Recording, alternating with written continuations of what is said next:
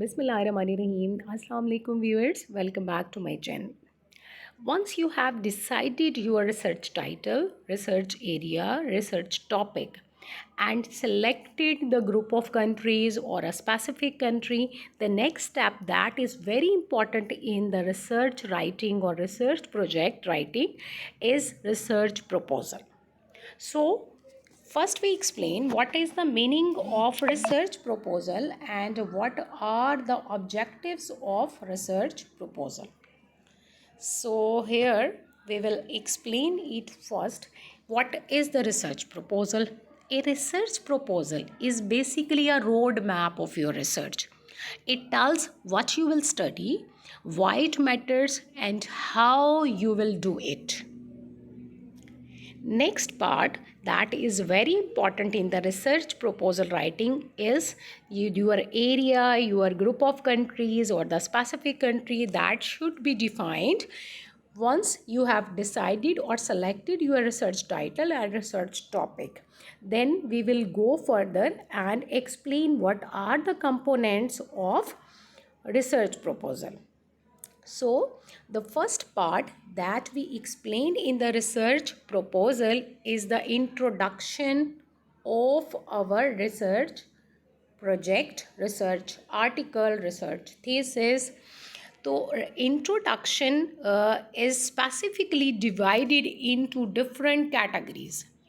It starts with the background of the problem or your topic, your area. For example, we are concerned with the environmental issues, तो हम इसको start कैसे करेंगे? हम इसको बहुत ब्रॉडर कंसेप्ट से स्टार्ट करेंगे. हम ग्लोबली इश्यूज़ डिफ़ाइन करेंगे, इन्वायरमेंटल रिलेटेड ग्लोबल इश्यूज़ क्या हैं, फिर इसको नैरो डाउन करेंगे और हम अपने स्पेसिफिक कंट्री पर, ग्रुप ऑफ कंट्रीज़ पे आ जाएंगे कि यहाँ पे इन्वायरमेंटल इश्यूज़ क्या हैं, इन्वायरमेंटल कंसिक्वेंसेस क्या हम बेयर कर रहे हैं. तो इस तरीके से आप इसका जो इंट्रोडक्शन का पार्ट है वो फर्दर डिफरेंट पार्ट्स में डिवाइड होता है, जिसका फर्स्ट पार्ट हमने बैकग्राउंड ऑफ द स्टडी लिखना होता है. उसके बाद हम अपना प्रॉब्लम स्टेटमेंट डिफाइन करते हैं कि where is the problem. For example, अगर हमने इन्वायरमेंटल इश्यूज़ ले रहे हैं और हम अपने स्पेसिफिक कंट्रीज़ चूज़ किए हुए हैं जो कि वल्नरेबल कंट्रीज़ हैं, तो हम प्रॉब्लम स्टेटमेंट में डिफ़ाइन करेंगे कि इन कंट्रीज़ का फैक्ट्स एंड फिगर्स के साथ हम एक्सप्लेन करते हैं कि environmental degradation with the passage of time change हो रही है, इंक्रीज़ हो गई है, यहाँ से यहाँ पहुँच गई है. तो यहाँ से आप लोग ग्लोबल फुटप्रिंट नेटवर्क्स से डिफरेंट डाटा के ज़रिए से हम एक्सप्लेन कर सकते हैं कि जो हमने ग्रुप ऑफ कंट्री या स्पेसिफिक कंट्री चूज़ किया है वहाँ पे ये प्रॉब्लम्स हैं. तो प्रॉब्लम स्टेटमेंट एक्चुअली उस प्रॉब्लम को हाईलाइट करती है जिसको हम उसमें एड्रेस करने की कोशिश कर रहे होते हैं.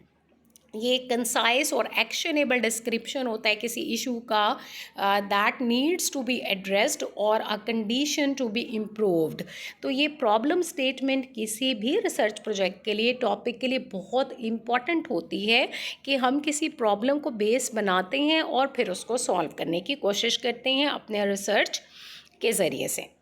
नेक्स्ट इसमें जो कंपोनेंट हम डालते हैं वो हमारे पास होता है सिग्निफिकेंस ऑफ द स्टडी.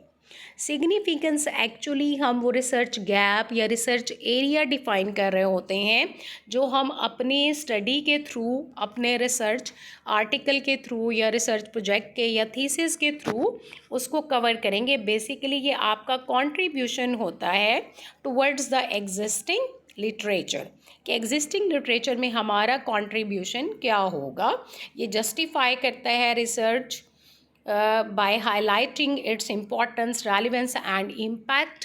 तो इसके बाद जो हम नेक्स्ट पार्ट करते हैं वो हमारे ऑब्जेक्टिव्स ऑफ द स्टडी होते हैं. हम ऑब्जेक्टिव्स डिफाइन करते हैं कि based on the existing literature we have found this literature gap, and based on this literature gap we have these objectives of the studies. तो इसी इंट्रोडक्टरी पार्ट के अंदर हम ऑब्जेक्टिव्स ऑफ द स्टडी को discuss करते हैं. यहाँ पे हम बताते हैं कि हम क्या चेक करना चाहते हैं, इन्वायरमेंटल आउटकम्स चेक करना चाहते हैं, किस वेरिएबल की, फाइनेंशियल डेवलपमेंट की फॉर एग्जांपल हम फाइंड आउट करना चाहते हैं, एआई का इम्पैक्ट चेक करना चाहते हैं इन्वायरमेंट पर, तो ये हमारे ऑब्जेक्टिव्स होते हैं जो हम लिटरेचर गैप से फाइंड आउट करते हैं। नेक्स्ट हम यहाँ पे रिसर्च हाइपोथेसिस बनाते हैं कि फॉर एग्जांपल हम कहते हैं कि एनर्जी कंजम्पशन नेगेटिवली अफेक्ट करेगा हमारी इन्वायरमेंटल क्वालिटी को। इसी तरह से हम कहते हैं कि फाइनेंशियल डेवलपमेंट भी नेगेटिवली इम्पैक्ट कर रहा है। ये हाइपोथेसिस हैं जो हम बना लेते हैं based on our research objectives. उसके बाद हम जो नेक्स्ट पार्ट है इसका, इसी इंट्रोडक्शन का, वो क्या होता है, उसमें हम एक्सप्लेन करते हैं कि मतलब रिसर्च गैप क्या होगा, हमारी स्टडी की इम्पोर्टेंस क्या होगी। तो ये इसके कुछ इम्पॉर्टेंट पार्ट्स हैं इंट्रोडक्शन के, जिसमें हम background of the study, significance of the study, problem statement, research objectives, research questions, research hypothesis, ये इंग्रेडिएंट्स जो हैं वो डिस्कस करते हैं। नेक्स्ट हमारे पास जो है इसका जो पार्ट है, जो कंपोनेंट है, वो होता है हमारे पास literature review section. That is very important section. Literature review में हम क्या करते हैं, एग्जिस्टिंग लिटरेचर जो हमारी स्टडी से रिलेटेड मौजूद होता है उसको रीड आउट करते हैं। हम स्पेसिफिकली ख़ुद को स्पेसिफाई करने की कोशिश करते हैं कि लेटेस्ट आर्टिकल्स या लेटेस्ट जो आपके पास एविडेंसेस एग्जिस्ट कर रहे हैं उनको देखें, ताकि हम clear research gap find out कर सकें। इसके अलावा भी लिटरेचर रिव्यू आपके हर कंपोनेंट के लिए, हर पार्ट के लिए वे आउट प्रोवाइड करता है, आपको गाइड करता है कि आपके कंट्रीज़ कौन से हैं, वेरिएबल्स की क्या चॉइस हो सकती है, मेथडोलॉजी आप कौन सी अप्लाई कर सकते हैं, क्या क्या प्री रिक्विजिट्स हो सकती हैं। तो लिटरेचर रिव्यू एक बहुत इम्पॉर्टेंट पार्ट है किसी भी रिसर्च प्रोजेक्ट के अंदर, कि ये कंप्रीहेंसिव सर्वे होता है पब्लिश्ड स्कॉलरली रिसोर्सेज का, सच एज जर्नल आर्टिकल्स हो सकते हैं, बुक्स हो सकती हैं, रिपोर्ट्स हो सकती हैं, या किसी भी specific related. It analyzes, synthesizes and evaluates existing research to identify themes, debates and gaps, offering a clear overview of the current state of knowledge, कि current state of knowledge क्या exist कर रही है, हम उसे कैसे expand कर सकते हैं, उसके अंदर क्या area जो है वो लैक कर रहा है, क्या गैप exist कर रहा है, उस गैप को हम कवर करने की कोशिश करते हैं। इसके बाद जो हमारा रिसर्च प्रपोजल का कंपोनेंट है, that is the construction of model, या आप उसे थ्योरेटिकल फ्रेमवर्क भी कह सकते हैं अपने मॉडल का।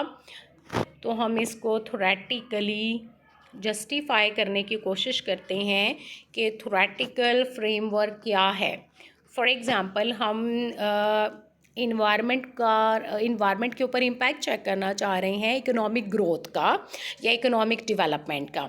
तो इकोनॉमिक ग्रोथ का हम इन्वायरमेंट के ऊपर इम्पैक्ट चेक करना चाह रहे हैं, तो हम सबसे पहले उसके लिए कोई थ्योरेटिकल बेस फाइंड आउट करते हैं कि थ्योरी क्या कहती है, थ्योरी के अकॉर्डिंग ये रिलेशनशिप एग्जिस्ट करता है या नहीं करता है।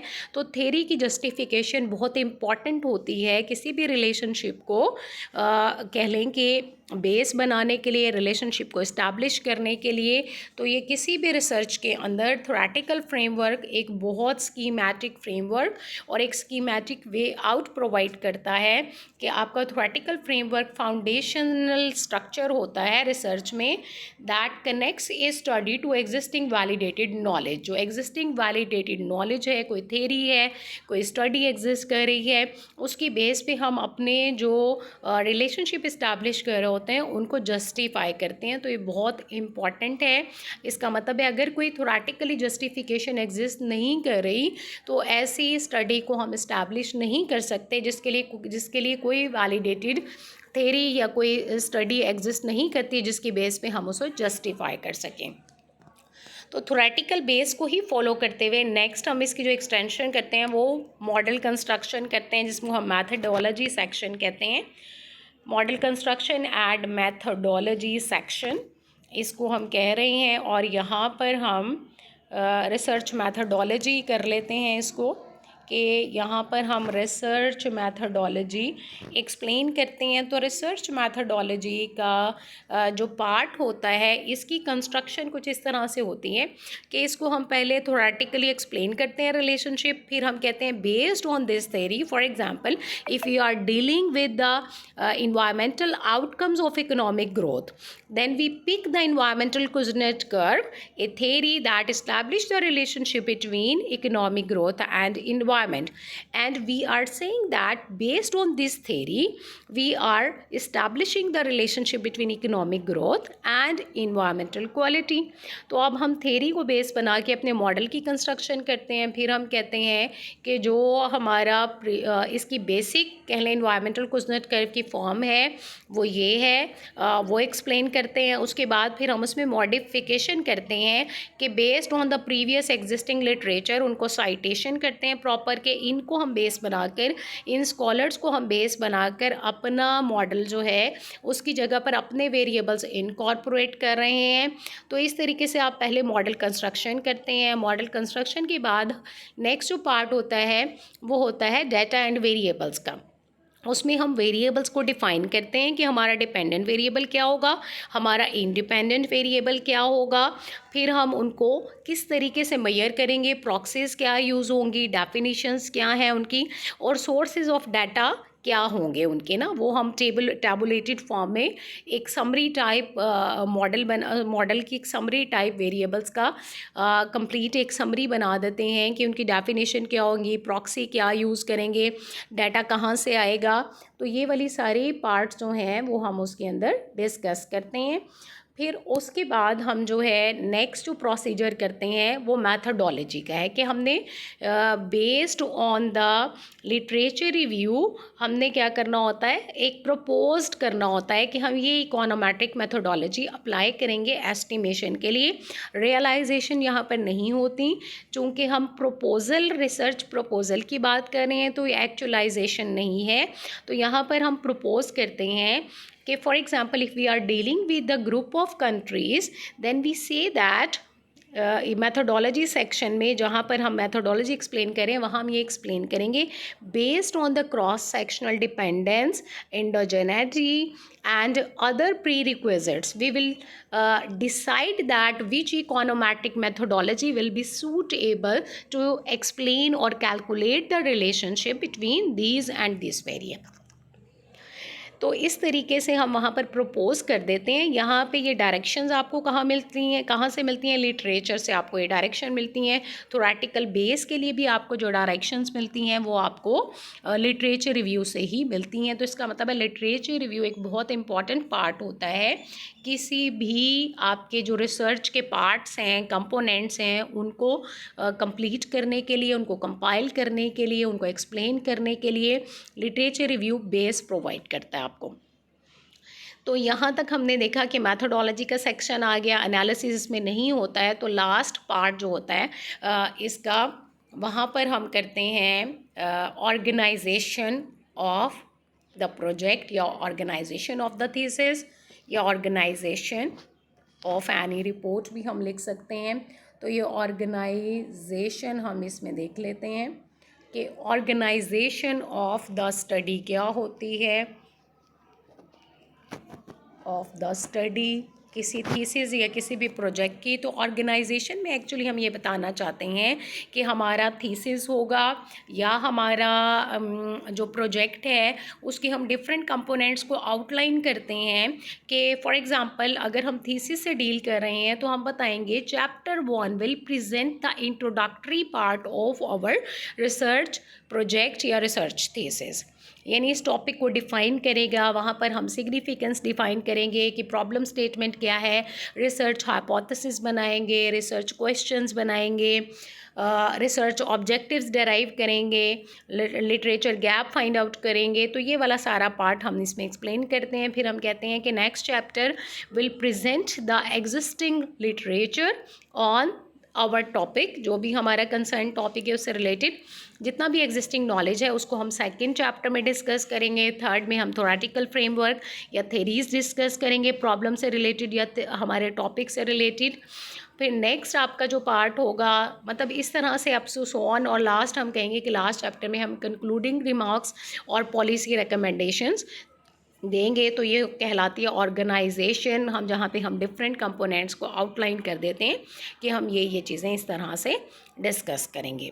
तो यहाँ तक आपका ये क्लियर हो जाता है। उसके बाद हम नेक्स्ट जो इसमें ऐड करते होते हैं वो तो होते हैं रेफरेंसेस हम ऐड करते हैं इसमें, कि रेफरेंस का मतलब है कि आपने जो टेक्स्ट में साइटेशन की हुई होती हैं, साइट किया होता है किसी लिटरेचर के पार्ट में, इंट्रोडक्टरी पार्ट में, या किसी भी पार्ट में, मैथडोलॉजी के पार्ट में, थोरेटिकल फ्रेमवर्क में, तो हम उसको वो जो जितने भी हमने साइट किए हुए होते हैं, जिनके भी काम को हमने एक्नॉलेज किया हुआ होता है, उनको लास्ट में हम रेफरेंसेस प्रोवाइड करते हैं। लिस्ट ऑफ रेफरेंसेस होती है, उसको हम प्रोवाइड करते हैं। ये सेक्शन हम वन बाय वन जब कंप्लीट डिटेल के साथ करेंगे तो मैं आपको डिफरेंट सोर्सेज भी बताऊंगी कि हम कौन कौन से सोर्सेज यूज़ करके ये वाला टास्क कंप्लीट कर सकते हैं।